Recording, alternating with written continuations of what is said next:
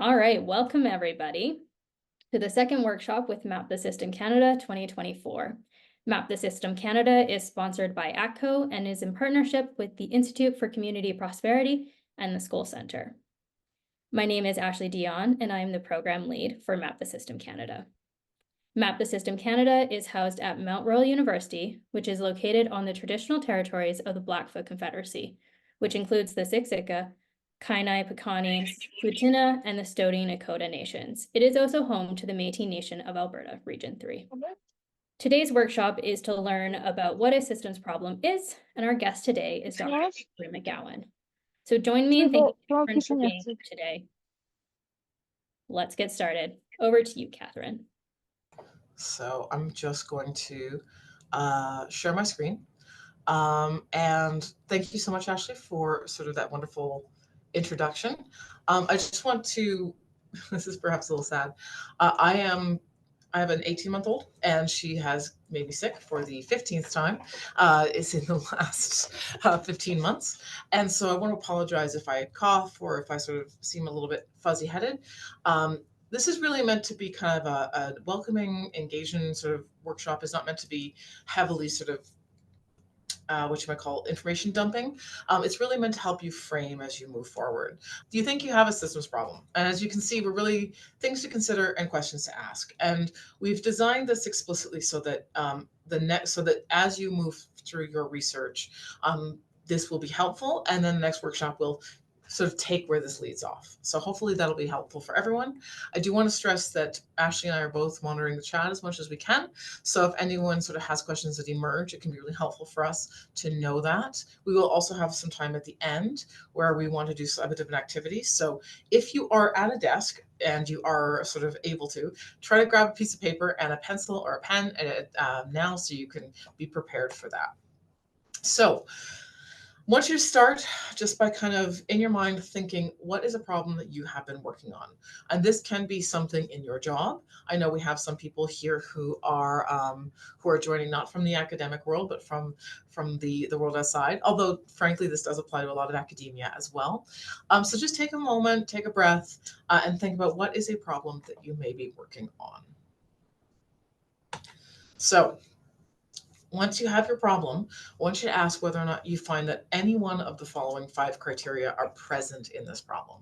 So the first is that existing solutions tend to address symptoms and not underlying problems. So here what we're talking about is essentially it's like the whack-a-mole issue, that we are dealing with the outcome of some deeper issue, but we are not necessarily getting at that deeper issue. So we may find a lot of adaptation, a lot of work on the fringes, but fundamentally by failing to address that underlying issue, we see it perennially come up.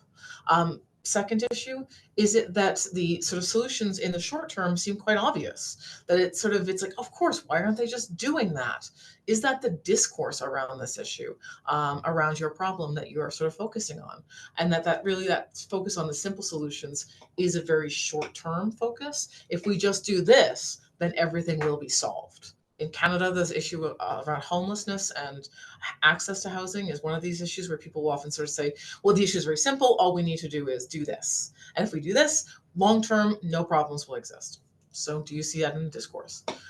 Number 3, and this is perhaps a little bit harder to see because, of course, we can't necessarily see time, but we can look back and ask whether or not we see is short-term success actually undermining long-term gain? So the short-term success of removing some people, let's say, or solving the problem for some people, actually makes it harder to solve the problem long-term. And this can mean that either there's, the political will around the issue evaporates when it seems to address some of the people who can be helped in the short term. It can also mean that sometimes dealing with that sort of symptom means that people no longer see the problem as a long-term problem and instead treat it as a crisis. So do we see that kind of short term, we solved it, therefore we don't have to deal with it. Number 4, that sometimes these solutions actually create negative externalities or negative consequences. So we think we have solved the problem, but instead we find that we are addressing with this we are causing additional problems elsewhere in the system by dealing with this particular symptom. And then perhaps most ambiguous, but very important to consider, in the discourse around your problem, do you find that people often say, yeah, sure, that's an issue, but it's not an issue for me? I am sort of, I'm no, I am saying it's someone else's responsibility to solve that problem. It's not my issue.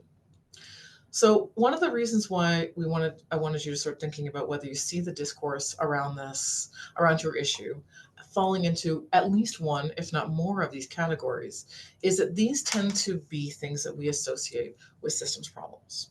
It's not that people aren't dealing with them, it's that the solutions to systems problems that are often extant do not necessarily take into account the systems quality of them, and therefore the problem itself becomes chronic. And that's where we want to focus our attention, are these issues where a systems approach makes sense. Some criteria that Stroff in particular has identified as being really helpful for a systems approach are kind of the flip side of those five that we just talked about. So the one is that the problem is chronic, even if a crisis helps you see it. So again, if we think back to this slide here, you know, the solutions tend to address the symptoms, but not the underlying issue. Well, that's often an indication that the problem is chronic. And that is sort of, even if we see it briefly in moments of crisis, there's an underlying issue that needs to be addressed. That is probably the most common criteria of systems problems that we see. And I wish I could see everybody's face. This is not making me miss teaching online. I have to admit. But I suspect when you sort of think about your problem and you think about the issue that drove you to map the system, that chronicness is probably something a lot of us have in common. Um, Perhaps less self-evident, but very important, is the idea that there's actually likely a lot of people trying to do something about this problem, but that there is something about the problem itself, or more importantly, our understanding of that problem, that makes cooperation or alignment between those initiatives challenging. Sometimes this can be actually straight up competition, so competing views about who is going to solve the problem. Oftentimes there's issues of perception, so where is the problem originating? How are we going to deal with it? And sometimes it can actually be a lack of knowledge. So a sense that I'm dealing with symptom A and you're dealing with symptom B, and we do not appreciate that they have core common root X. And that's sort of a common issue we find with systems problems, is that there are often sort of people dealing with it at different points in the system, whether geographically or across different scales, but they are not coming together, and they are not coming together for a series of replicable and understandable reasons. Competition, lack of agreement on what the issue is, and even a lack of perception that idea is connected. Number three that we want to consider is that essentially, and again, this is the flip side of what we were looking at with those initial questions, is that short-term initiatives can actually undermine durable long-term solutions.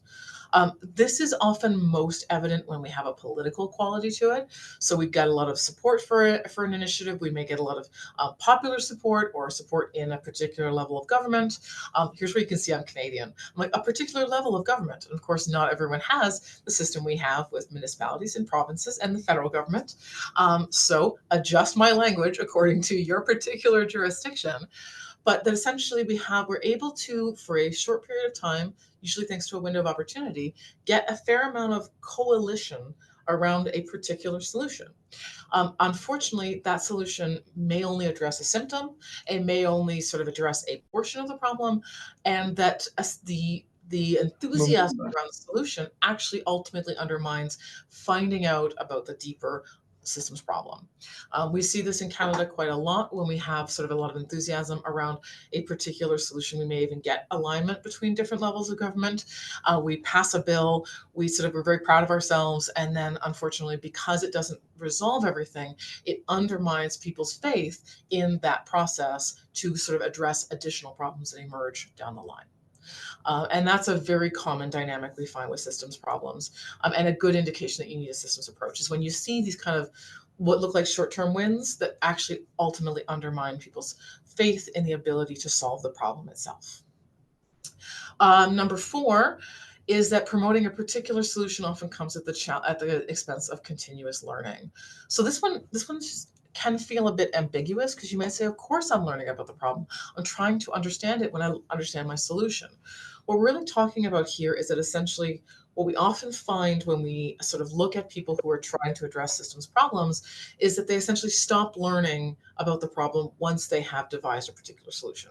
So they have a particular hypothesis about what is happening, either formal or informal, and then they cease to collect new information, or which I call bad information, that might challenge that hypothesis or make it more nuanced once they have a particular idea in place. Sometimes this can be very explicit, so it may be sort of someone particularly trying to attach a product or a process or a program to an idea, but oftentimes it's more implicit.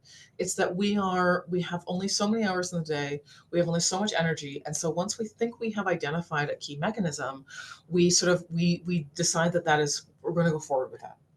And what's interesting is, just as an aside, and I unfortunately like to talk in footnotes, is that actually this in some ways is so counter to an effective systems engagement, because the system teaches you something when you act. When you act, it responds to you.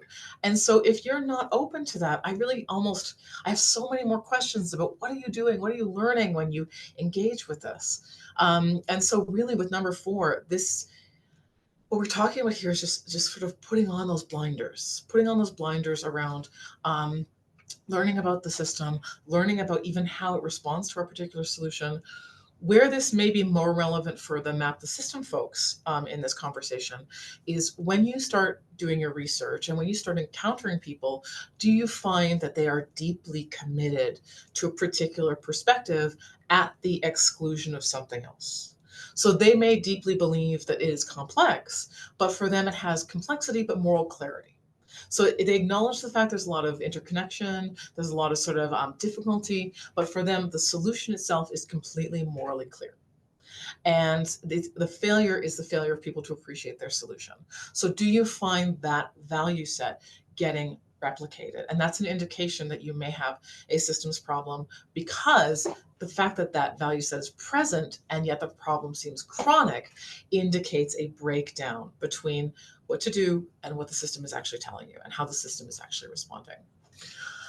Lastly, and here's where we kind of do the flip side of that one, is does your problem, or do the existing solutions to your problem, often indicate a little bit of a tragedy of the commons? So that essentially what is totally rational for one individual or a small number of individuals is irrational for the whole. And we find that tension sort of making a meaningful solution very challenging. So I mentioned that Canada is having a really serious housing crisis, which might be challenging for some people who aren't in Canada and think of us as just being open space. But we have a very serious housing crisis. And an example of that kind of tension there is the fact that for individuals who own homes, high housing prices are actually quite helpful for them, especially if you're looking at retirement. So the idea that your house is worth 4, 5, 6 times what you paid for it, and then you can sell it and retire on that money, is individually very rational. So you may actually support policies that keep housing prices very high, even though it actually undermines the sustainability of the system itself. And we're seeing that ripple through, just like you see the symptoms of bigger issues ripple through the entire Canadian system, whether it's the hostility to international students, whether it's sort of increasing questions around immigration, increasing sort of tension between generations, where wealth is located. That is an example of those sort of symptoms rippling through the system that kind of come down to this basic question of affordability. And with that, we also see that tension between what is individually good for me, or what I feel is individually good for me right now, is actually bad for the system as a whole. So if the problem or the topic that you're dealing with or the thing that you're exploring has, let's say, 2 of these 5, what you really want to think about is a systems approach. So these are the places in which a systems approach makes the most sense. Makes sense for sort of addressing these issues, as well as not replicating existing problems, not finding yourself in this space here. And really that's what we're trying to do, right? So what we want to think about, therefore, is we want to think about sort of an approach to both understanding and unpacking the solution, the problem that reflects this systems element rather than rejects or tries to undermine it. fundamentally, we want to understand what systems dynamics are holding the problem in place so that we can better think about where action is possible and where action is helpful. Now, for the most part, so far, I've talked about this in the context of Map the System, but I know from Ashley that not everyone on the call is from Map the System. And so I do want to stress that this actually applies in any place where complex adaptive systems are present, whether it is in the workplace, if you are, let's say, trying to pass a new policy, or let's say adopt something like EDI, and you're finding that actually the efforts are being undermined in ways that are consistent with this, that's not a surprise because you're dealing with complexity and you're dealing with sort of complex organizational dynamics. Even though we feel like an organization should be sort of tight and rule bound, when we actually get on the ground, we start to see that messiness. So I do want to stress that this is not just sort of a research perspective. This is something that is heavily informed by people trying to make change across a wide range of systems and in a wide range of contexts. So I hope everyone feels seen and doesn't feel crazy, doesn't feel, and I don't mean that in sort of a negative way. I mean that in the sense of you feel like you're trying to understand something, trying to grasp something, and you see good, well-intentioned people with really meaningful commitment to change not being able to achieve it. It's not because they're bad people. It's not because so essentially they are ill-intentioned. It's that fundamentally the solution or the solutions are ill-aligned with the problem. There's a tool mismatch, and that's what systems thinking is supposed to be. It's supposed to help us have better tools for addressing these. So I hope that sort of makes everyone feel on the same page. So Ashley has done an amazing job arranging these workshops. So I want to stress that I really won't be talking a huge amount about how to research systems, although I'm happy to entertain any questions that people will have. Mostly I'll probably answer them by like, yes, I've had that problem as well. I can tell you some of the solutions we've come up to, but I should just clarify before I get into this slide. My background is in history. It's in Canadian history, but I've since sort of branched out significantly because it may come as a surprise. Canadian history is not a super lucrative career path. It's a super fun career path, but there are some gaps and limitations. But a lot of my research, even in systems, has been looking at things like negative externalities created by the Industrial Revolution, resilience, and the context of the Black Death. So there are probably we probably have a lot of shared expertise on this call, but I say that sort of just to give you a sense of why it is that Ashley developed the workshops that she did, is to benefit from a lot of different expertise and a lot of different experiences. And so mine is not limited, but it's specific. So I hope that's okay. All right, so to get back to that basic question of you have a systems problem, now you want a systems approach. So there are a couple of things you really want to sort of take into account when you are starting to think about how to engage in exploring a complex problem and exploring a systems problem or a problem that has systematic qualities. So the first part is that all human systems, whether they are completely human, so completely social, or they are some mixture of human and natural, human and technological. All systems that are human have parts. Those parts have connections. Those connections have boundaries. There are boundaries on the system. And fundamentally, they do try to achieve something. Now, there's a fair amount of consensus on that. The systems have parts. Those parts have connections. Those connections sort of achieve something. But the defining what that achieves is actually a little more challenging. And that's one of the reasons why we have disagreements about what to do. This is also where some of the limitations of using metaphor for systems research come in. So if you are trained in, let's say, ecological systems, the idea of achieve something is relatively straightforward in terms of sort of maintaining the ecosystem. But when you shift over into human systems, you really have to be clear that you're not using metaphor, that you're thinking about what is the system trying to achieve? What evidence do we have that the system is acting in that way to support that particular outcome? So it's kind of basic systems, parts, relationships, outcomes to achieve something. The sort of more messy and important pieces to think about when you want to start thinking about how to dive into a systems problem are to remember that human systems tend to display two things simultaneously. So they tend to have both self-assembly and they tend to act with clear intention. So we had a great exercise about this in my class the other day, and I had them go out and look for points at which sort of self-assembly and clear intention were coming into conflict. And for those of you who know Canada, you might have heard of the restaurant Tim Hortons. It's a coffee shop, very similar to sort of Dunkin' Donuts for our American guests. Trying to think of a comparable for the United Kingdom. It's less good than Pret, but better than Greg's.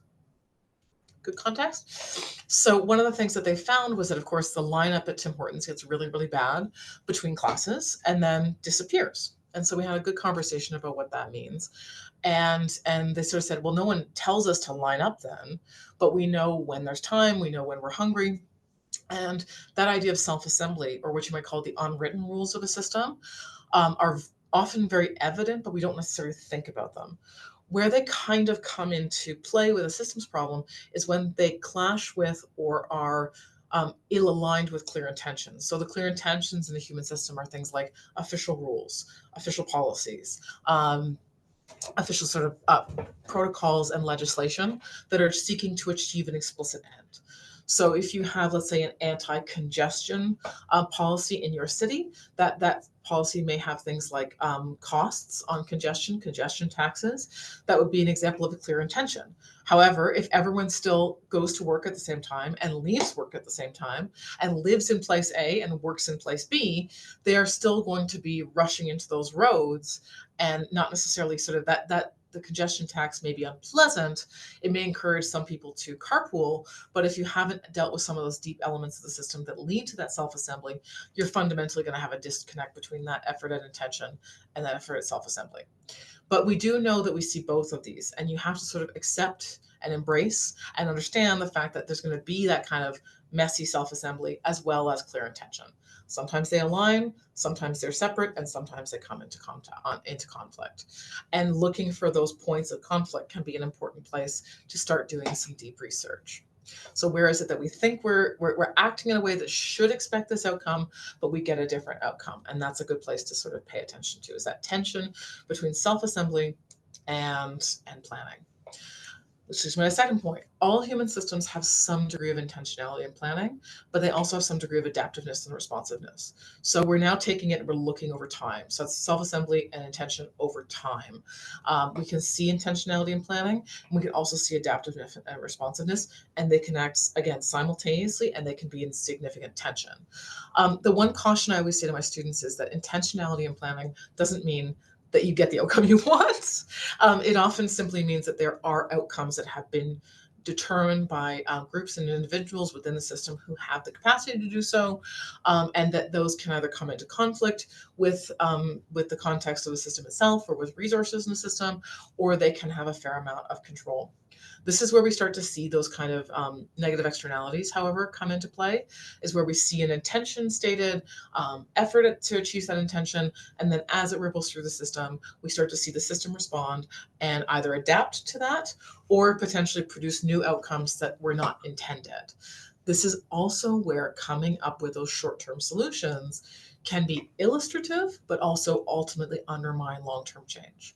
So if we have a short-term solution to a particular problem that we have introduced and the system responds, and adapts to that, we can learn a lot about how the system functions, and we should adapt our response. But we often don't. We often sort of miss that second piece, and then ultimately our effort to change gets undermined. We see this in a lot of examples, but one of the most recent ones is the effort to increase the minimum wage. So if you live in a jurisdiction that has a legal minimum wage, that's an example of intentionality and planning. You have a law that says employers have to provide sort of this much money per hour to these people. So that would be intentionality and planning, but we find that often the system adapts pretty quickly to that. So in the case of Canada, one of the things that we tend to see is that the cost of living just goes up to meet the new minimum wage. So initially, perhaps this would have been a significant improvement in someone's wages, but as more people have more money, the cost of living goes up to meet it, so that sort of benefit is erased. And what that lets us know is that that is not sort of an effective mechanism for moving people out of poverty, that the system responds too quickly and it's not helpful. But we don't tend to have that second conversation. We tend to sort of just come back to saying, well, we have to raise the minimum wage again. And that sort of that failure to learn how the system adapts is one of the reasons why that problem is chronic rather than a moment or a crisis in time. Similarly, intention and planning doesn't have to be aligned with the resilience of the system. So depending on the system you're looking at, you may find that intentionality and planning is a good way to look for the the purpose of a system, but it's also a good place to find where that purpose may be misaligned with things that you're interested in. So if you are interested in something like, this is where I should set a list of examples in advance so I don't find myself in this place. If you are interested in something like affordability, and you find that if you look at policies that are introduced in your jurisdiction, that they really have nothing to do with affordability. They are strongly emphasized around individuality, around sort of maximizing, let's say, personal wealth, and not sort of addressing the floor or the lower parameter of a system. That's a good indication to you that that goal of affordability is not one that is held by that system, even if there might be sort of face value expressions about it. So finding moments of intentionality and planning and adaptation are deeply illustrative of the system's dynamics that may not be necessarily immediately evident, and especially because it allows us to add the dynamic of time. So it's another place to start looking when you want to start understanding how a system is functioning and why it is you have a chronic problem that short-term solutions don't address and that ultimately you get stuck in. So lastly, and most importantly, I think, is that you need to remember that in a system, in a complex adaptive system, very rarely is as an outcome that you're interested in caused by one thing or one person. I find I tell this, I teach exclusively undergraduates, which is wonderful. But it does mean sometimes that I find myself sort of repeating myself a little bit. There are a lot of them coming out of high school, and just sort of encountering a bigger world. And so I often say it's not X person's fault exclusively. I mean, it's possible, I have done a fair number of medieval history, so we will acknowledge there are some systems in which an individual can be very powerful.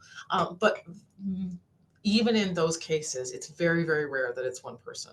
So it's looking for how those multiple factors relate to a particular outcome, whether it's is it essentially a case of interdependency? Is it a case of multiplication? But acknowledging the fact that there is not going to be that one solution, that one sort of factor that is causing everything. And it's that assumption that we have deeply embedded that leads to the need to take a systems approach, because it underlines a lot of the failures of not taking a system approach. By which I mean, if we go back to that list initially, that sort of assumption that you have identified the one thing that if you change it, everything gets better, doesn't work. And it doesn't work in this space especially. And that's one of the reasons why we need to remind ourselves constantly that there can be multiple factors driving a particular outcome. And I think we're starting to see a greater appreciation for this dynamic in conversations of intersectionality, conversations of racial justice, in conversations of affordability. There's becoming a greater awareness of this, but that doesn't mean we still sort of get stuck in this as researchers and as practitioners. And there's a good biological reason for that. When your brain makes a new connection, you get a dopamine hit. And so you feel good when you think you've discovered something. And so you have to kind of remind yourself to be humble, remind yourself to look at these things and ask that perennial question of, if not this, if I take this out, does this outcome still happen? Or if I take this one factor out, do we still see something happen? And then sort of looking at that and sort of questioning yourself and moving that piece around. So these are some of the things that you have to sort of be thinking about once you think you have a systems problem. And there are sort of distant early warning signs for you to pay attention to. That's probably the best way to think about it, is that each of these things in each of these bullet points is a distant early warning sign for your attention, which sort of means that we have to start thinking about, how do we actually think about this problem? And we're just going to I'm just going to have a little exercise about how to think about this problem. Partially because you probably want something actionable. Sorry about that. I did warn you I had a cold. But also because, and I'm always reminded about this by people in the space, is that realistically, most things do fit in systems, which means that sometimes there's a risk of seeing everything as a system and therefore nothing. So we have to sort of be a little more specific, be a little more focused, and identify those system dynamics that are holding our problem in place, rather than simply getting lost in the fact that everything is connected. That impulse is natural and normal, and most of us will have it at some point. I had it once. I was trying to map a medieval village, and it 5 or 6 hours later, I realized this was not going to be a useful exercise to students because there were simply too many connections. Similarly, my students did a map last class. This is actually just yesterday, where I asked them to map some part of our university, and one group literally had everything connected to everything else. So we had a good conversation about over connectivity, and especially in the context of COVID and what happens there.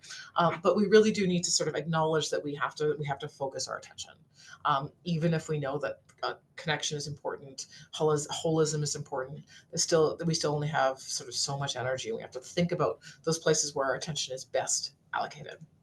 So, what I'm going to ask you to do, I have a series of questions here, and I'm not looking for answers. I am a professor, but I'm not your professor, so I'm not looking to mark anything. But these are sort of the first round of questions that I ask myself when I'm going to be mapping a system, and in particular those last two. So I'm going to pose them, and then we're going to ask that you guys find that piece of paper and spend some time trying to represent your answer to that question visually. The reason for this is we're trying to help you think orthogonally. We're trying to help you think at the problem differently. A lot of us have been sort of trained up in cultures that strongly emphasize writing. I am too. I think I've got one of my books back there. You know, you can tell I've obviously written quite a lot because it's a very full bookshelf. But that is where we are most comfortable. So we're going to try and make ourselves a little uncomfortable by representing things a little bit differently. It should help us sort of not fall into certain assumptions, but it's still a difficult exercise. It also can be kind of fun. So before we get into the drawing, what are we actually drawing? So the first is, what is your question? Like, what are you trying to explore? What is getting you interested? This doesn't have to be sort of a beautiful hypothesis-based question. It can simply be like, I'm curious about loneliness. Why are people lonely? Question mark. Where have previous efforts failed? So if you already know something about this topic, if you've spent some time on this topic, this can be based on your research, like where have you seen efforts fail? But if you've actually been embedded in it, if you've been participating, where did you see failure? Did you see sort of people putting a lot of effort into something, making solutions for someone else? I don't want to embed too many assumptions, but it's where have previous efforts failed that you have seen or you have seen evidence of? And then these last two, these are sort of the ones I really start with, is what are some of the relationships that you suspect may be important to explaining your problem, but you don't necessarily have evidence for yet? And lastly, and this one is messier, but kind of therefore super fun, what are some of the black holes in our understanding? Like, what are things we don't understand, we don't know? So what I would recommend, it's 1:35 Mountain Time right now, is that we take about, I should say 15 minutes to sort of draw one of these. And then we can have a bit of a share back with the last 10 minutes of the workshop. How does that sound? Yeah, I think that should work. Great. Okay, so artistic skill not required, but I will leave these up and I would pick one and just sort of doodle something that helps you sort of think it through. And then we'll reconvene and we'll see where we're at. All right. Okay, great. So I'll see everybody in 15 minutes. So, excuse me, so we're going to answer each one of these questions? Just one. Just pick one. Pick one. Pick one. And see what you can draw. I'm still confused. Draw it. See if I'm right. So if I would pick one of these topics and use it as inspiration for what's called a rich picture drawing. So how do you relate to it? What sort of resonates for you?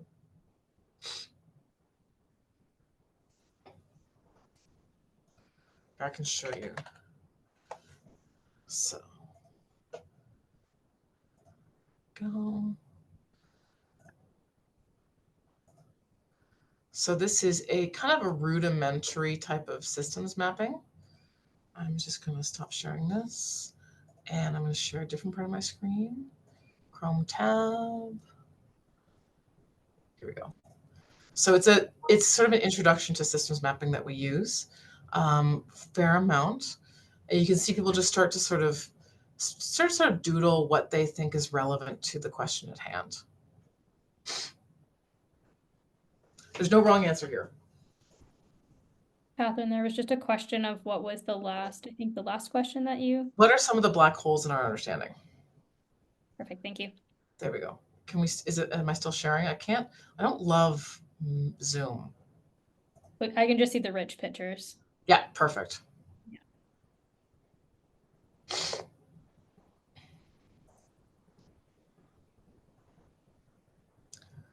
I like these.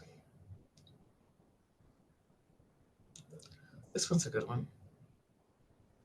There we go. Here. Is that helpful, Ronald? Not really, okay, so I'll just, I'll observe here, I guess, I don't know. I think observing is good. So the reason we do rich pictures, and I'll just talk while people are working, is that it's sort of, it has multiple potential goals.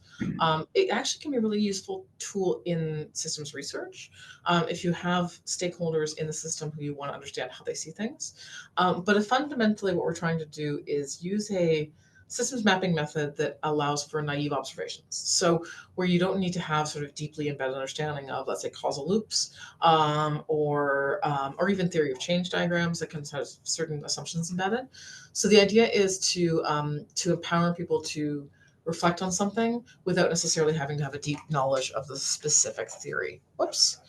Just realized I have too many tabs open and it wants to start playing something. But I have, one of the things that we found from using rich pictures is that it's uncomfortable. It's not how we think, it's not how we address things. And so even that discomfort can be a really useful learning tool for people, and sort of letting go of the idea that certain things look a certain way. But yeah, we have used this very, very effectively in doing systems research where we collect information from people, is to have them each draw sort of what they see the system or where they see themselves in the system, and then start to bring that together. Where we've had the most success, so we did that in an Indigenous project, looking at Indigenous responses to COVID on reserve, and a reserve that's near Calgary. And it was really helpful because participants were hesitant to be engaged in research. They didn't like the idea of research. There's a lot of sort of hostility in a lot of Indigenous communities to doing research, whereas this method helped them feel that they weren't being talked down to, like they weren't being sort of extracted. They were being allowed to do their own work. And then we actually were able to put them together and create a supra map, and that was really, really helpful. That's the most recent. We also did it up in the northern part of Alberta. We did it with youth. And so we had a lot of organizations that wanted to help youth, and they were trying to figure out how to work together. So we had them do rich pictures, and it was, what it ended up doing was illustrating some very important and needing to be addressed gaps. Yeah. Is religion seen as a complex system? So that's a really great question. Here's how I would answer it, and this is going to be such a messy sort of answer. So generally speaking, I use the Stacy matrix to organize both problems and systems. And in the Stacy matrix, religion would be actually chaos, not in the sense that it is chaotic, but because the number of unknowns are so significant that it becomes very difficult to sort of move it into the space. But that doesn't mean that is that religion should be left off of these. Religious institutions play a really important role in a lot of systems, and religious institutions themselves, taking away the religion but the institution, that can be a complex system. Absolutely. I'm trying to sort of differentiate between the faith part, which is in the space of the unknown, to the human part, and that's where that's where we sort of square that sort of circle. Is it a religion itself? Is probably too big, but a religious organization or set of institutions can be a complex system. Is that helpful? So yeah, it sounds like we're sort of on the same page. I'm just looking at this now. But there is no question that religions play an important role. Religious sort of organizations play an important role in a lot of systems. One of the ways, and I think the future workshop will get to this, but one of the ways that religion can be really important in a systems analysis is if it provides you with a meaningful boundary. So is the problem you're looking at sort of inside one particular sort of religious organization or religious subgroup or community, that boundary itself may be important. And in that case, what you're looking at is that would be belonging to the religion would play some role in explaining sort of the question you're looking at, and the people who don't belong to the religion would not play that role. So that would be sort of the edge of your analysis. Not a lot of the problems that we look at in Map the System have that dynamic. They often they're much more permeable. They tend to be much more broad, but there can be sort of problems where that might be relevant because the interpretations are unique. Yes. Something about the way they're making sense of the world, something about the way that those rules are is important. Sometimes it can be around membership. So there's something about the religious community has rules around membership, and that is important. Sometimes it can be around value sets, so perspective and how people are making the ontology or the epistemology. So the way they make sense of experience, or the way they make sense of of new knowledge. Epistemology has been a really important part of, again, a lot of the work that we've done in Indigenous communities. So acknowledging the fact that they have a lot of Indigenous communities that I work with have a different epistemology than Western Europe. And what we're really looking at there often is not necessarily sticking in one system, but looking at the point at which those two systems come into conflict. Just summarized 9 years of a lot of work in a few sentences. But yeah, these are all great questions. By the way, time zones are an example of intentionality and planning, and you can blame Canadians for them. But we have a very big country, and we needed a way to make sense of time as you were traveling on the railway. And it's actually a really good example of where intentionality and self-assembly or adaptation eventually aligned quite closely.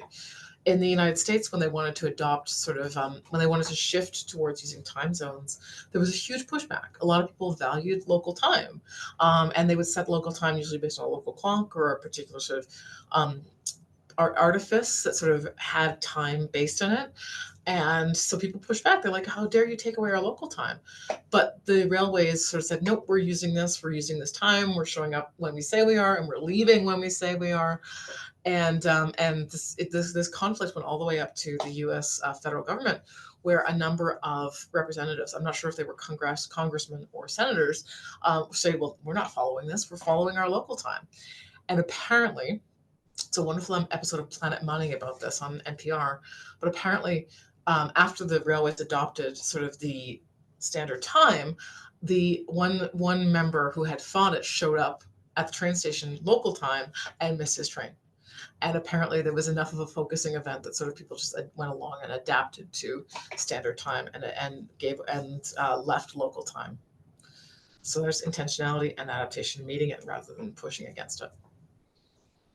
For just out of sheer respect for time, because of course I have unfortunately heart out, I want to sort of reconvene. I was explaining to Ronald about sort of, and generally the group, why we do rich pictures. So A, can be a really helpful way to sort of gain perspective on how people see the system differently, and from different points of view.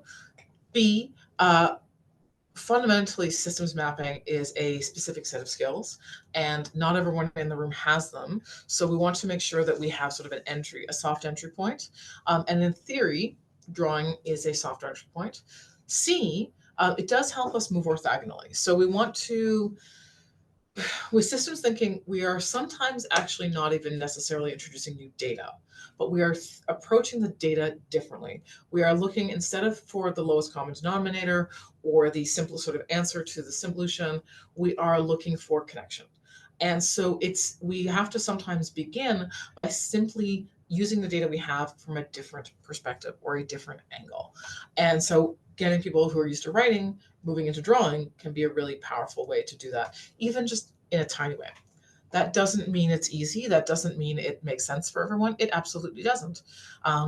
In the spirit of both universal design and systems thinking, not everyone is going to respond in the same way to everything. So this was sort of just an initial sort of thing to get some ideas on paper. So we have 49 people on the call, so I can't go around and ask everybody how that went. That's unrealistic.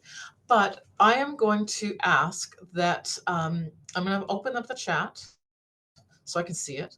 If anyone has a reaction for either their answer to one of those 4 questions I put up, or how the process went for them, I would be happy to sort of read out your sort of ideas.